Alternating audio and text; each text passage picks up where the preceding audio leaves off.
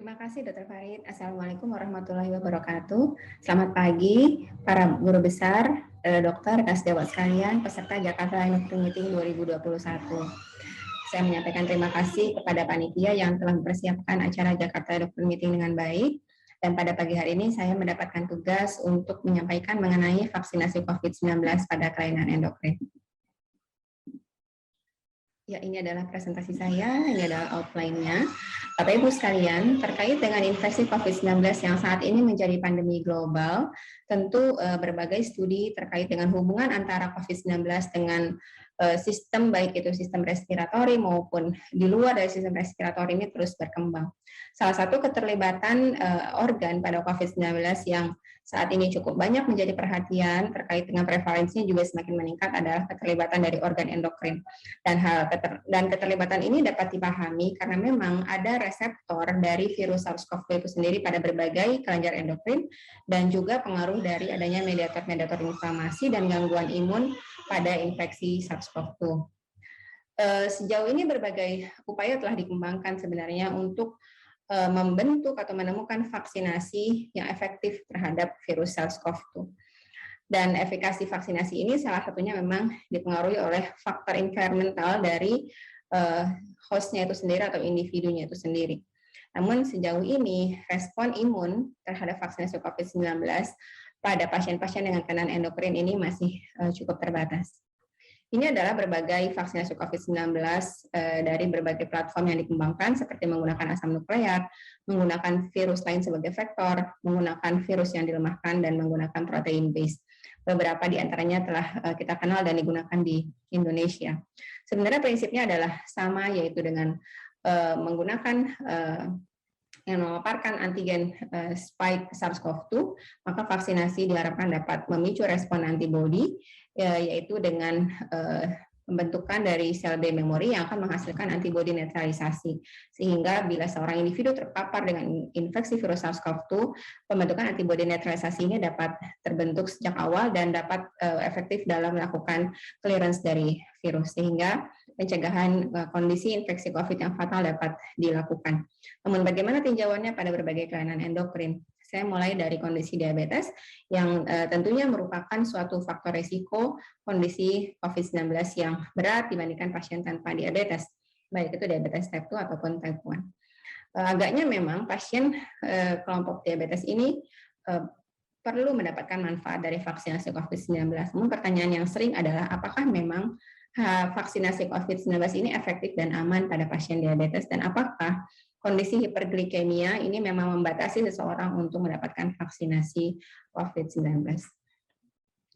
Bapak Ibu sekalian yang saya hormati, jadi memang pertimbangan tersebut tentu berlandaskan adanya kondisi gangguan respon imun, terutama gangguan sel limfosit B dalam produksi antibodi yang terkait dengan inflamasi kronik pada pasien diabetes. Dan memang studi mengenai respon humoral terhadap vaksinasi sebelumnya ya pada pasien diabetes memang di awal dinyatakan bahwa ya pada pasien diabetes ini menunjukkan gangguan pembentukan antibodi terhadap vaksinasi baik influenza ataupun hepatitis B. Namun terkait dengan adanya perkembangan pembentukan vaksin, maka pasien diabetes dinyatakan dapat membentuk respon imun yang adekuat pasca vaksinasi dan tentu mendapatkan manfaat secara klinis. Bagaimana studinya pada infeksi COVID-19?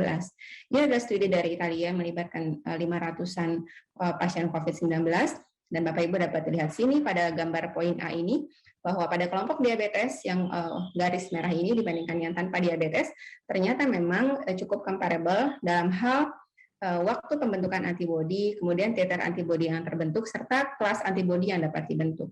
Dan bagaimana pengaruh dari kadar gula darah? Di sini dapat terlihat berbagai grafik yang berbeda yang disusun berdasarkan dari kadar gula darah yang berbeda, dan ternyata memang perbedaan kadar gula darah ini tidak mempengaruhi kemampuan pembentukan antibodi seperti halnya tadi pada pasien diabetes ataupun non-diabetes.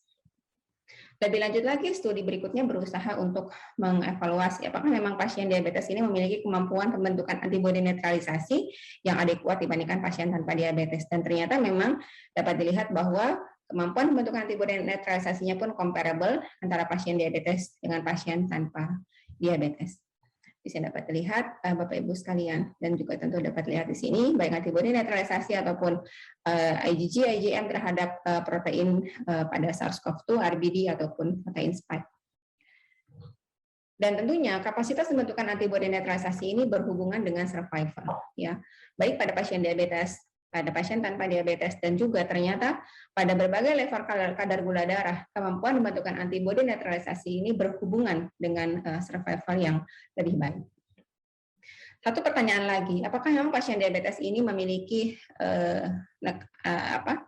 kemampuan untuk membentuk antibodi netralisasi yang bisa bertahan lama? Artinya terkait dengan durabilitas dari netralisasi antibodi yang terbentuk. Dan ternyata pada observasi selama 3 bulan, ya Bapak Ibu dapat lihat di sini bahwa titer antibodi netralisasi yang terbentuk antara pasien diabetes dan non-diabetes ini tidak berbeda secara bermakna.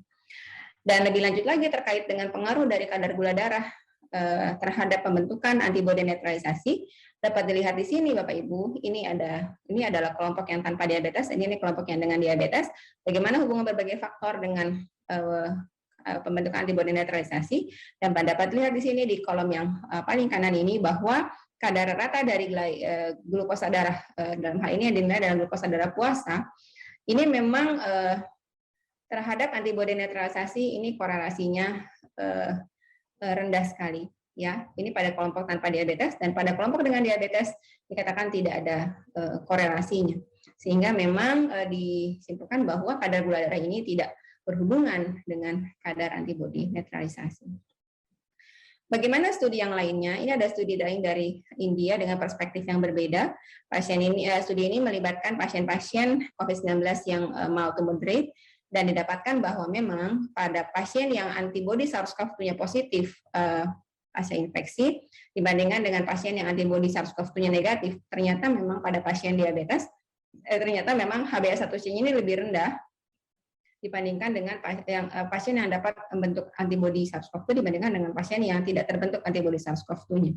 Dan lebih lanjut lagi, di antara pasien yang antibodi SARS-CoV-2-nya negatif, ternyata proporsi pasien diabetesnya itu lebih tinggi dibandingkan dengan pasien yang tanpa diabetes. Bagaimana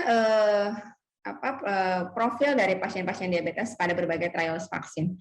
Bapak Ibu yang saya hormati, memang tidak seluruh dari trial vaksin COVID-19 ini melibatkan pasien diabetes, namun diantaranya ada trial dari Moderna, kemudian trial dari AstraZeneca, kemudian Sputnik, Johnson & Johnson, dan juga CoronaVac ini melibatkan pasien-pasien diabetes. Saya coba ambil salah satunya, yaitu profil dari trial vaksin, dalamnya adalah vaksin Pfizer, ya.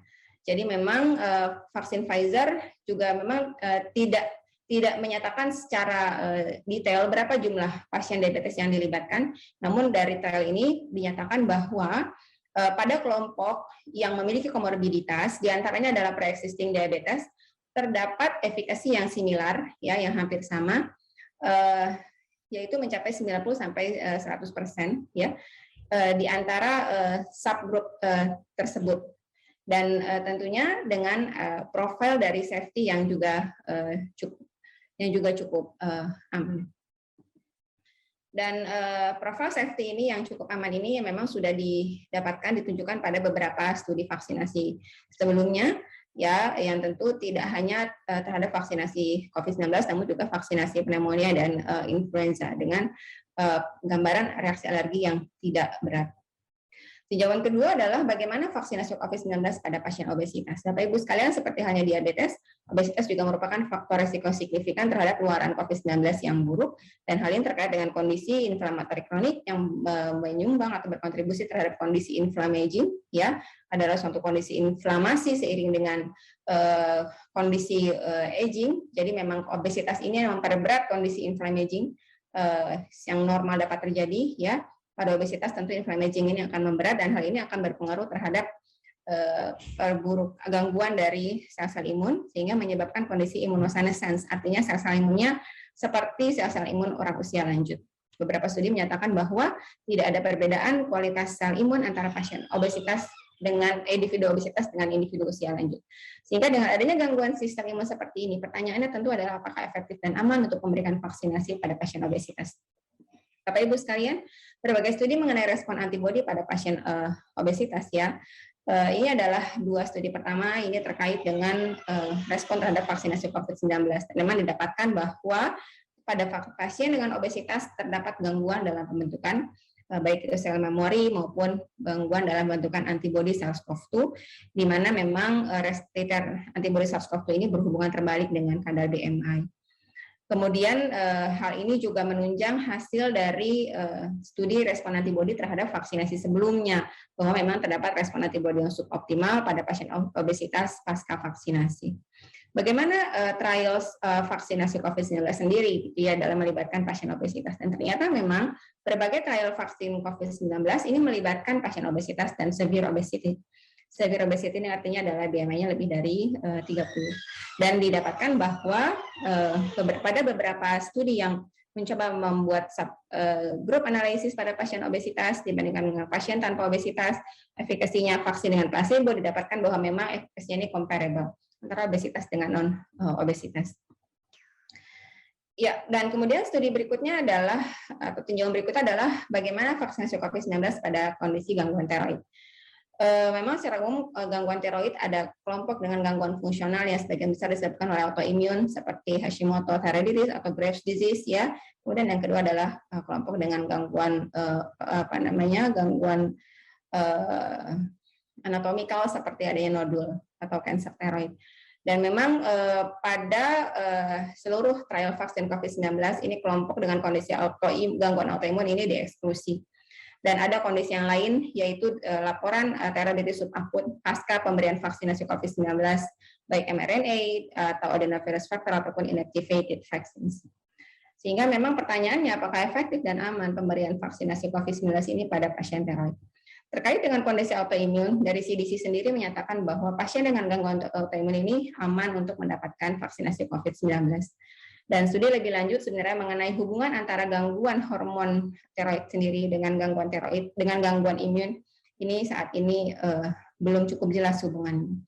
Dan hingga saat ini belum ada data terkait dengan respon antibodi yang lebih rendah dan juga efek samping vaksinasi pada pasien gangguan tiroid yang mendapatkan vaksinasi, baik itu vaksin yang lain atau vaksinasi COVID-19. Sementara itu di sisi lain, risiko terdapatnya disfungsi tiroid pada infeksi COVID-19 ini cukup meningkat, ya. Hal ini terkait dengan adanya destruksi langsung kelenjar tiroid ataupun adanya presipitasi mekanisme imun akibat dari cytokine storm pada kondisi COVID-19 ataupun adanya kondisi sick euthyroid syndrome pada infeksi virus. Sehingga hal ini tentu menjadi pertimbangan apakah pasien COVID-19 ini perlu diberikan vaksinasi COVID ataupun pasien tiroid disorders perlu mendapatkan vaksinasi COVID-19 atau tidak. Konsideran yang lain terkait dengan endokrin adalah pada pasien dengan penggunaan glukokortikoid. Tentu ini tidak hanya pada pasien endokrin, tapi juga pasien-pasien yang lain.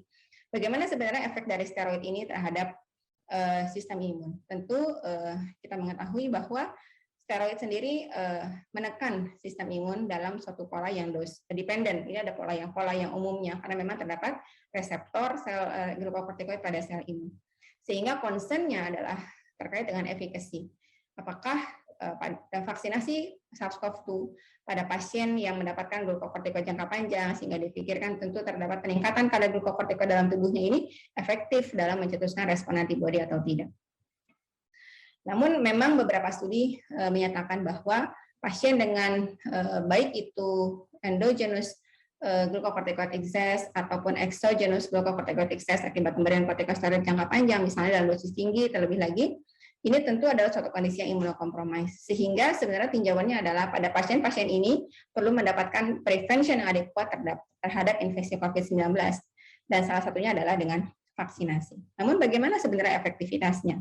Ini adalah beberapa studi terkait dengan efektivitas vaksinasi pada pasien yang mendapatkan glucocorticoid jangka panjang. Beberapa studi menyatakan bahwa terdapatnya gangguan dari serokonversi, gangguan yang bersifat baik dose dependent maupun dose independent ya terhadap serokonversi. Namun studi yang lain menyatakan sebenarnya efeknya hanya minimal saja. Sedangkan efek data mengenai respon vaksin pada pasien dengan endogenous glucocorticoid excess ini saat ini masih belum didapatkan. Bagaimana tinjauannya sendiri pada pasien yang mendapatkan vaksinasi COVID-19? Ini adalah studi pada pasien dengan chronic glucocorticoid use dan mendapatkan vaksinasi mRNA, yaitu pada pasien-pasien dengan chronic inflammatory disorders. Dan memang didapatkan bahwa pada pasien-pasien dengan glucocorticoid use kronik tersebut terdapat penurunan dari atau terdapat kadar antibodi atau titer antibodi yang lebih rendah serta kapasitas pembentukan antibodi neutralisasi yang lebih rendah dibandingkan dengan pasien yang tidak mendapatkan glucocorticoid use jangka panjang.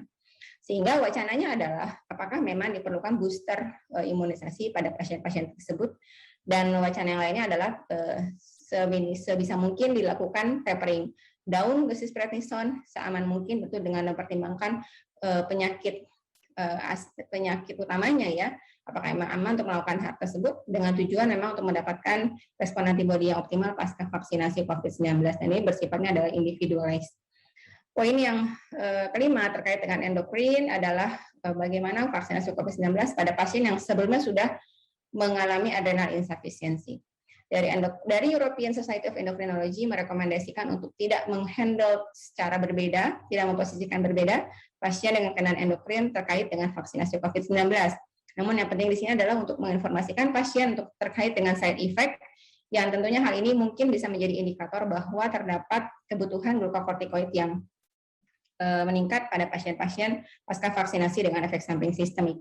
Dan hal ini pun menjadi concern dari Pituitary Society, bahwa memang hampir setengahnya dari Pituitary Society menyatakan akan memberikan tambahan glucocorticoid, ya. Ada yang mengatakan pada hari H vaksinasi, ada yang menyatakan sebelum vaksinasi pada pasien dengan adrenal insufficiency yang mendapatkan vaksinasi COVID-19. Di sisi lain, ya, bagi mereka yang menyatakan tidak akan memberikan glucocorticoid tambahan, akan mengobservasi, dan bila pasien timbul gejala maka akan memberikan tambahan glucocorticoid. Saya sampai kepada rekomendasi dari society sendiri sebenarnya terhadap vaksinasi COVID-19 ini. Dan memang seluruh society ya, termasuk juga dari global dari WHO, merekomendasikan untuk memberikan vaksinasi COVID-19 pada pasien-pasien dengan komorbiditas, termasuk diantaranya adalah obesitas dan diabetes yang termasuk dengan kelainan endokrin yang cukup sering terjadi di masyarakat kita. CDC sendiri merekomendasikan vaksinasi COVID-19 pada pasien dewasa dengan medical conditions yang memiliki risiko lebih tinggi terhadap COVID-19 yang berat, diantaranya adalah type 2 diabetes. Diabetes UK bahkan memprioritaskan vaksin COVID-19 pada pasien DM, tidak hanya merekomendasikan. Kemudian US CDC merekomendasikan bahwa tidak ada kontraindikasi vaksinasi pada pasien dengan autoimun. Kemudian ACE dan European Society of Endocrinology merekomendasikan pasien dengan endocrine disorders untuk mendapatkan vaksinasi COVID-19. Artinya, pasien dengan gangguan endokrin sebaiknya tidak diperlakukan berbeda, tidak dipertimbangkan berbeda dibandingkan dengan general population. Konsiderannya sama, tidak ada perbedaan tertentu karena memang tidak ada kontraindikasi tertentu yang berbeda sebenarnya terkait dengan kelainan endokrinnya itu sendiri untuk mendapatkan vaksinasi COVID-19. Begitu pula dengan rekomendasi dari PB-PAPD, ini update Agustus 2021, ini adalah kelainan endokrin yang cukup sering, diabetes mellitus tipe 2, kecuali dalam kondisi metabolik akut, pasien tetap dapat diberikan vaksinasi. Pasien obesitas yang tanpa komorbid, yang sedang dalam kondisi akut, misalnya pasien obesitas yang sedang dalam respiratory disease misalnya, ya, itu tentu dapat diberikan. Kemudian hypertiroid, hypotiroid, bila klinis stabil boleh diberikan. Ya, Bapak Ibu dapat melihat di sini bahwa tidak ada nilai tiroid level tertentu yang menjadi patokan, namun klinis, kembali lagi kepada klinis. Bila klinisnya aman, stabil, maka dapat diberikan. Sehingga take home message-nya adalah tidak ada kontraindikasi sejauh ini terhadap vaksinasi COVID-19 pada pasien-pasien yang kelainan endokrin. Dan hal yang penting kita pahami dan juga disampaikan kepada pasien, pun bila potensi untuk mencetuskan respon antibodinya ini adalah suboptimal, namun vaksinasi lebih baik dibandingkan tanpa vaksinasi. Sehingga vaksinasi COVID-19 ini direkomendasikan pada pasien endocrine disorder selama tidak ada kontraindikasi. Contohnya adalah unstable neural conditions ataupun reaksi alergi. Dan lebih lanjut, khususnya pada pasien diabetes dan obesitas harus diprioritaskan untuk vaksinasi. Dan pada pasien dengan hypocortisolism, ini perlu secara baik dimonitor pasca vaksinasi karena mungkin diperlukan adjustment terkait dengan dosis glukokortikoid bila didapatkan memang efek samping sistemik. Terima kasih atas perhatian Bapak Ibu, semoga bermanfaat. Assalamualaikum warahmatullahi wabarakatuh.